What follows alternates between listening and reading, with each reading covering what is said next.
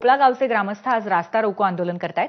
महादेव मुंडे खून प्रकरणाचा तपास एसआयटी आणि सीआयडी मार्फत करावा यासाठी आज परळी अंबाजोगाई महामार्गावरती ग्रामस्थ रास्ता रोको करतील। या आंदोलनामध्ये महादेव मुंडे आणि त्यांचे कुटुंबीय सहभागी होणार आहेत। तसंच मस्ताजोगचे मृत सरपंच संतोष देशमुख यांचे बंधू धनंजय देशमुख सुद्धा या रास्ता रोकोमध्ये सहभागी होतील। ऑक्टोबर 2023 मध्ये महादेव मुंडेंचा तहसील कार्यालयासमोरच्या मैदानामध्ये निर्घृण खून करण्यात आला होता। या हत्येला आता 21 महिने उलटून गेलेत, तरीही मारेकरी अजूनही मोकाट आहेत। त्यांना अटक व्हावी यासाठी महादेव मुंडेंच्या पत्नी ज्ञानेश्वरी मुंडे यांनी बीड पोलीस अधीक्षक कार्यालयासमोर 2 वेळा आत्महत्येचा प्रयत्न केला। त्यानंतर आज पुन्हा एकदा रास्ता रोको केलं जाणार आहे। दरम्यान परळी अंबाजोगाई महामार्गावरनं आढावा घेतला आमचे प्रतिनिधी स्वानंद पाटील यांनी।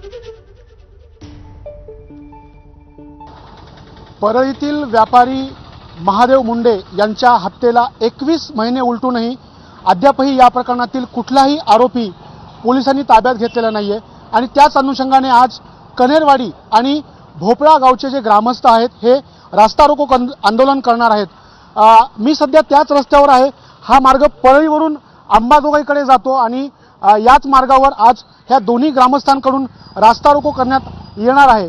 काही दिवसापूर्वीच महादेव मुंडे यांच्या पत्नी ज्ञानेश्वरी मुंडे यांनी पोलीस अधीक्षक कार्यालयासमोर 2 वेळेला आत्महत्येचा प्रयत्न केला होता आणि त्यानंतर स्वतः मुख्यमंत्र्यांनी देखील या प्रकरणात आश्वासन दिले होते की या प्रकरणातील कुठल्याही आरोपीला मी सोडणार नाही। मात्र त्या आश्वासनानंतरही 5 दिवस उलटून गेलेत। आरोपी अटक न झाल्याने अखेर आज याच ठिकाणी गावकऱ्यांचा रास्ता रोको होणार आहे।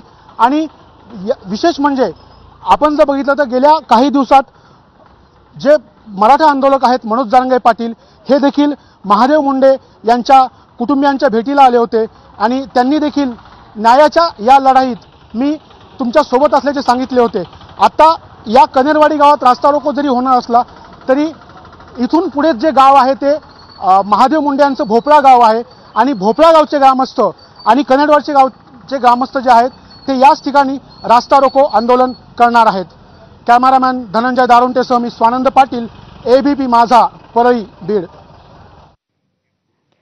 बीड इथले सामाजिक कार्यकर्ते बाळा बांगर यांनी मराठा आंदोलक मनोज जरांगे यांची मध्यरात्री भेट घेतली।